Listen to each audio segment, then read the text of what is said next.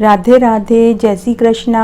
आज मैं आपको चातुर्मास व्रत के नियम और उसकी क्या विधि है वो बताने जा रही हूँ। इस व्रत को देवशयनी एकादशी भी कहते हैं। यह व्रत देवशयनी एकादशी के अगले दिन से करना चाहिए। यह व्रत देवशयनी एकादशी के दूसरे दिन से करते हैं। इस व्रत का बड़ा ही महत्व है क्योंकि इसमें भगवान विष्णु के शयन के रूप में यह व्रत किया जाता है। इस व्रत को करने वाले को स्वयं ब्रह्म मुहूर्त में उठकर स्नान आदि करने के पश्चात भगवान श्री हरि अर्थात विष्णु भगवान को स्नान करावें, पूजा पाठ करें, फिर उन्हें शयन कराएं। उसकी पूरी विधि मैं आपको बताऊंगी।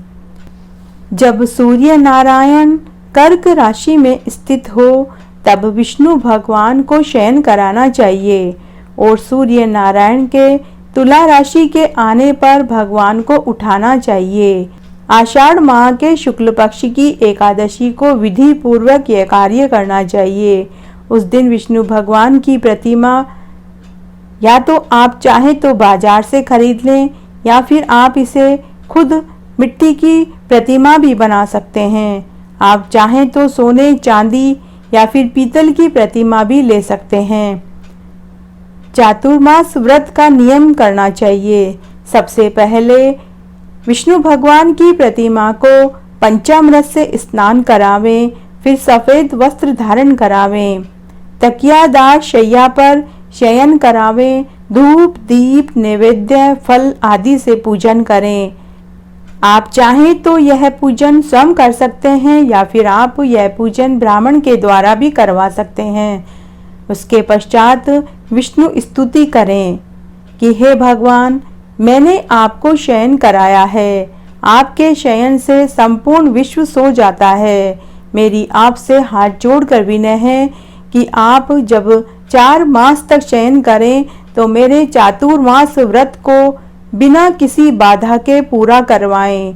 इस तरह विष्णु भगवान की स्तुति करके शुद्ध भाव से मनुष्य को दातून आदि के नियमों को ग्रहण करना चाहिए। देवशयनी एकादशी से लेकर देव उठनी एकादशी तक चातुर्मास व्रत शुरू करना चाहिए। द्वादशी, पूर्णमासी, अष्टमी या संक्रांति को व्रत प्रारंभ करना चाहिए और कार्तिक माह के शुक्ल पक्ष की द्वादशी को यह व्रत समाप्त होता है। इस व्रत से मनुष्य के समस्त पाप नष्ट हो जाते हैं और मन वांछित फल की प्राप्ति होती है और मरने पर विष्णु लोक की प्राप्ति होती है। इस अवधि में जो मनुष्य देव मंदिरों में बेलबूटे बनाते हैं उन्हें 7 जन्म तक ब्राह्मण की योनि मिलती है। जो मनुष्य चातुर्मास के दिनों में विष्णु भगवान को दूध, दही, घी, शक्कर और मिश्री से स्नान कराते हैं वे वैभवशाली होकर सुख भोगता है। जो मनुष्य श्रद्धा पूर्वक भूमि, स्वर्ण, दक्षिणा ब्राह्मणों, गरीबों और विद्वानों को देते हैं वे स्वर्ग का सुख पाते हैं। जो मनुष्य विष्णु भगवान की स्वर्ण की प्रतिमा बनाकर धूप, दीप, नैवेद्य, घी, मिश्री से भगवान की पूजा करते हैं वे इंद्र लोक का अक्षय सुख भोगते हैं। जो मनुष्य चातुर्मास में नित्य प्रति तुलसी जी भगवान विष्णु को अर्पित करते हैं वे मरने पर विष्णु लोक को पाते हैं। जो मनुष्य विष्णु भगवान की धूप, दीप, नैवेद्य से पूजा करते हैं वे अनंत सुखों को पाते हैं। जो मनुष्य इस एकादशी से कार्तिक के महीने तक विष्णु भगवान की पूजा करते हैं उन्हें विष्णु लोक की प्राप्ति होती है।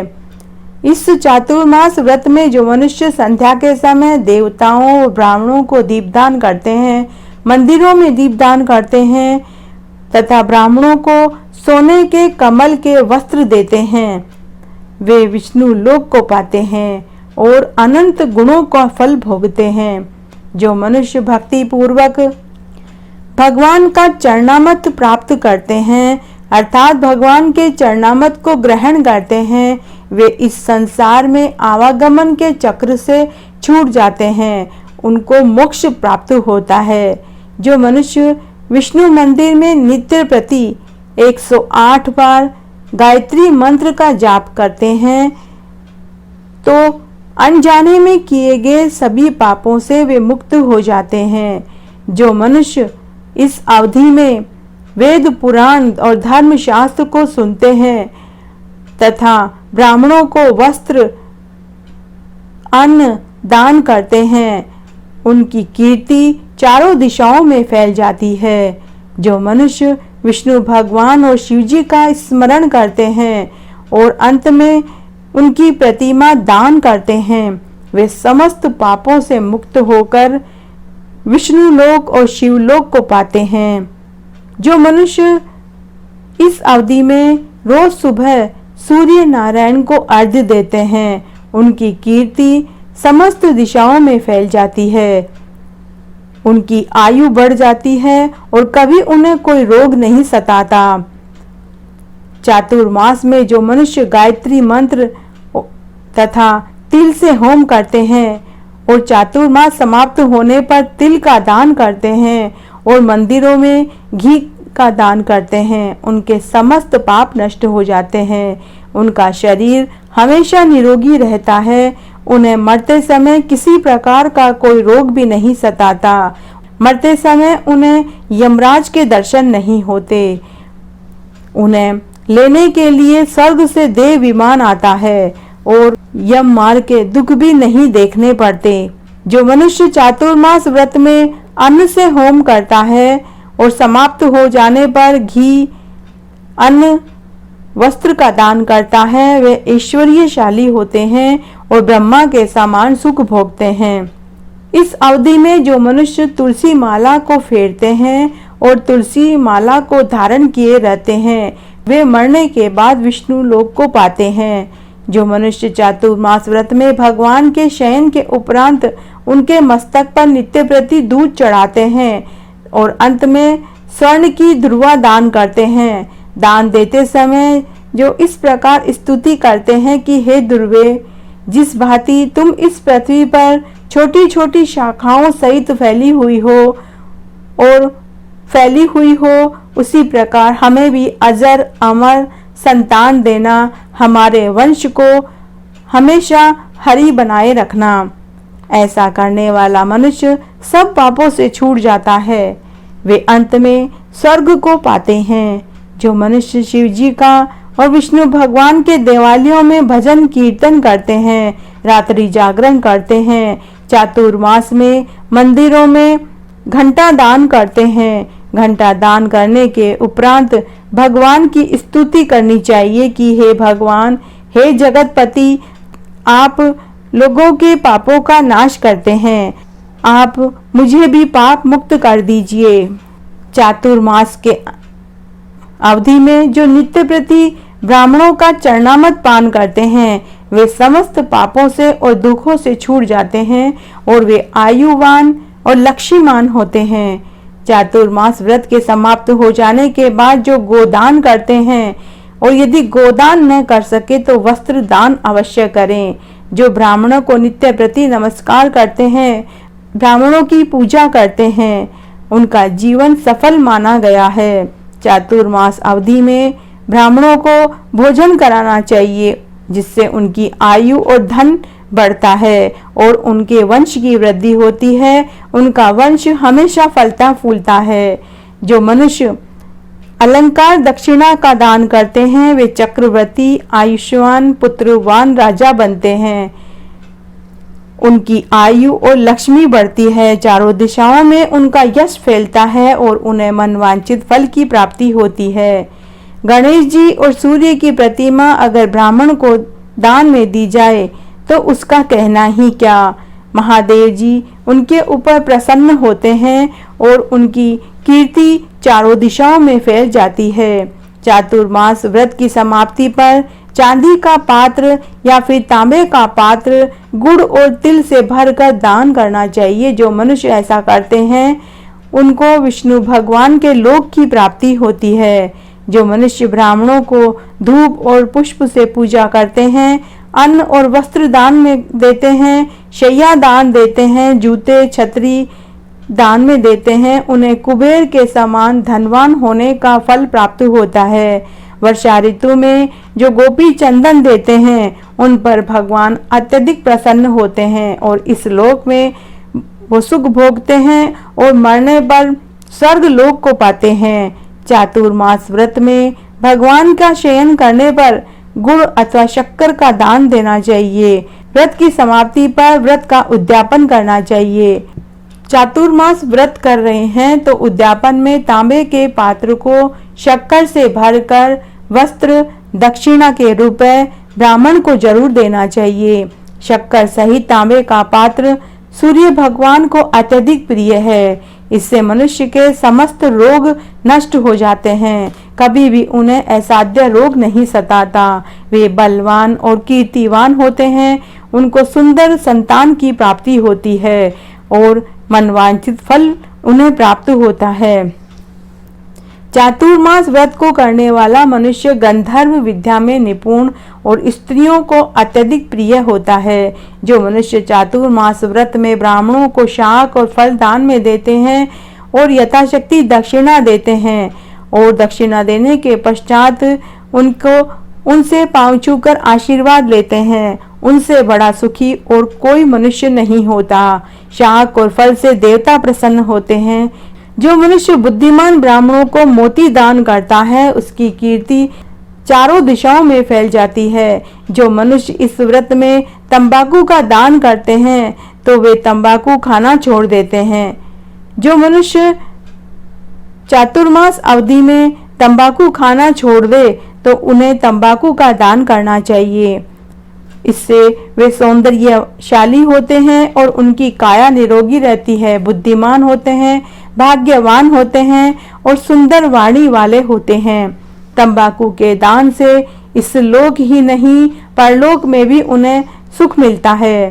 तंबाकू लक्ष्मी और मंगल प्रदान करती है। इसके दान से देवता प्रसन्न होते हैं और अनंत धनवान होते हैं। व्रत में जो स्त्री पुरुष लक्ष्मी और पार्वती जी को प्रसन्न करने के लिए हल्दी का दान करना चाहिए। अंत में चांदी के पात्र में हल्दी रखकर दान देना चाहिए। वे स्त्रियां अपने पति के साथ पति सुख भोगती है, उनका सौभाग्य अखंड रहता है और अक्षय धन और सुपात्र आज्ञाकारी संतान की प्राप्ति होती है। इस व्रत में मनुष्य शिव जी और पार्वती जी की प्रसन्नता के लिए ब्राह्मण स्त्री पुरुषों को पूजा करें तथा दक्षिणा में वस्त्र, स्वर्ण, गो दान जरूर करें।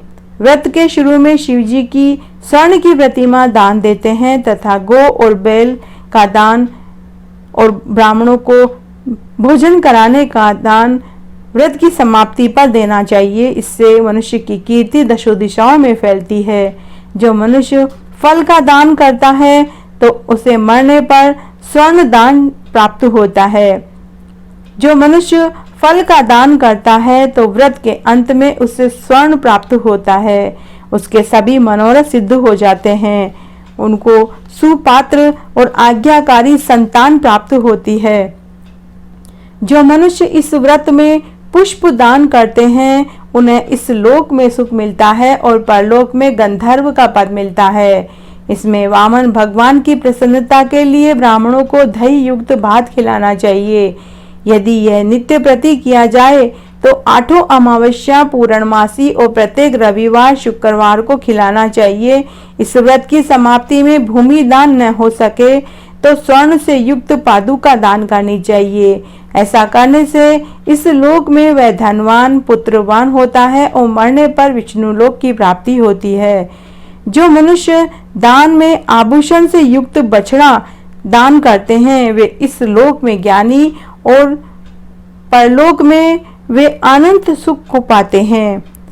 जो मनुष्य व्रत की समाप्ति पर दूध देने वाली गाय ब्राह्मण को दान में देते हैं उसका तो कहना ही क्या। जो मनुष्य दोनों ऋतुओं में केला पत्र और पलाश के पत्रों में भोजन करते हैं तथा कांसे के पात्र और वस्त्र दान करते हैं वे इस लोक में सुख पाते हैं और मरने पर विष्णु लोक को पाते हैं। चातुर्मास व्रत की समाप्ति पर 64 पल कांसे का पात्र तथा आभूषण युक्त बछड़ा सहित गाय दान जरूर करनी चाहिए। जो मनुष्य भूमि को लीप कर भगवान का स्मरण करते हैं उन्हें कभी भी असाध्य रोग नहीं सताता। उन्हें सुंदर और आज्ञाकारी पुत्र की प्राप्ति होती है, उनका वंश बढ़ता है, पितरों का उनके ऊपर हमेशा आशीर्वाद बना रहता है, उन्हें किसी शत्रु का भय नहीं रहता और मरने पर स्वर्ग मिलता है। जो मनुष्य भगवान के शयन करने पर नित्य प्रति रात्रि जागरण करते हैं, भजन कीर्तन में समय बिताते हैं और ब्राह्मणों को भोजन कराते हैं, उन्हें शिवलोक की प्राप्ति होती है। चातुर्मास व्रत में जो मनुष्य नित्य प्रति एक समय खाना खाते हैं और अंत में भूखों को भोजन कराते हैं, गरीबों को दान देते हैं, वस्त्र दान, अन्न दान देते हैं, उन्हें मरने पर स्वर्ग की प्राप्ति होती है। जो मनुष्य भक्ति पूर्वक भगवान की पूजा करते हैं उन्हें विष्णु लोक मिलता है। चातुर्मास व्रत में जो मनुष्य ब्रह्मचर्य का पूरी तरह से पालन करते हैं वे बलशाली, यशस्वी और लक्ष्मीवान होते हैं और अंत में उन्हें स्वर्ग की प्राप्ति होती है। जो मनुष्य इस व्रत में चावल या जो सपरिवार खाते हैं वे स्वर्ग को जाते हैं। चातुर्मास व्रत में जो तेल नहीं लगाता, कांसे और मिट्टी के पात्र में तेल भरकर दान देना चाहिए। जो मनुष्य चातुर्मास अवधि में तेल नहीं खाता तो व्रत की समाप्ति पर उन्हें कांसे के बर्तन में तेल भरकर दान देना चाहिए। इस अवधि में शाक नहीं खाता तो उन्हें व्रत की समाप्ति पर चांदी के पात्र को वस्त्र में लपेटकर दान करना चाहिए। जो मनुष्य इस व्रत में गेहूं का त्याग करता है तो उन्हें सुवर्ण गेहूं दान करना चाहिए और जो ऐसा करता है उन्हें अश्वमेध यज्ञ के बराबर जितना फल मिलता है। जो मनुष्य इस व्रत में अपनी इंद्रियों का दमन करता है उसे अश्वमेध यज्ञ का फल मिलता है। जो मनुष्य श्रावण में शाक, भादों में दही, कुआर में दूध, कार्तिक में दाल को त्याग करता है उन्हें निरोगी काया मिलती है, कभी भी असाध्य रोग उन्हें नहीं सताता। जो स्नान करके भगवान का पूजन करते हैं वे स्वर्ग को पाते हैं। जो मनुष्य इस व्रत में मीठा, खट्टा, कड़वा पदार्थ का त्याग करते हैं वे समस्त दुर्गुणों से छूटकर स्वर्ग को जाते हैं। जो मनुष्य भगवान का स्मरण करते हैं तो उन्हें स्वर्ग की प्राप्ति होती है। जो मनुष्य चांद्रायण का व्रत करते हैं उन्हें स्वर्ग प्राप्त होता है। जो मनुष्य अवधि में एकमात्र दूध पीकर ही 4 महीने तक व्रत का निर्वाह करते हैं उनका वंश अंत तक बढ़ता है, उनकी वंश की जड़ हमेशा हरी रहती है। जिस दिन भगवान शयन करते हैं उस दिन भगवान को वस्त्र और भोजन कराना चाहिए। चोरी करने वाला, शराब पीने वाला, अगम्य गमन करने वाला, अधर्मी, शास्त्रों का निरादर करने वाला, मिथ्या, झूठ, कपट, चोरी में लीन रहने वाला, अन्य त्याज्य कर्म करने वाले ब्राह्मण को दान देने से पाप लगता है। अतः दान उसी व्यक्ति को दिया जाए जो कि योग्य हो और गुणी हो, उसी ब्राह्मण को दान में देना चाहिए। चातुर्मास में सर्वप्रथम विष्णु भगवान को दूध, दही, शहद, घी से स्नान करावें, धूप, दीप, नैवेद्य से पूजा करें, भगवान विष्णु को भोग लगावें, भोग में तुलसी पत्र अवश्य रखें एवं चरणामृत ग्रहण करें। श्री हरि को फिर विश्राम करवाएं। चातुर्मास व्रत करने जा रहे हैं तब रोज 108 बार गायत्री मंत्र का जाप करें, एक माला रोज फेरें, हवन करें, हवन में तिल की आहुति देवें। प्रतिदिन स्नान करने के पश्चात श्री हरि को स्नान करा के सूर्य भगवान को रोज अर्घ्य देवें।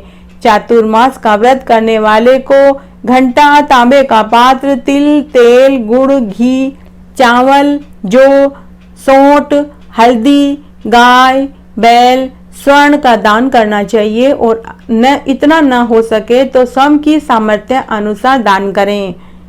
इस प्रकार आज मैंने आपको चातुर्मास व्रत के नियम और चातुर्मास में क्या खाना चाहिए, क्या दान करना चाहिए, भगवान को शयन किस प्रकार कराएं वो बताया।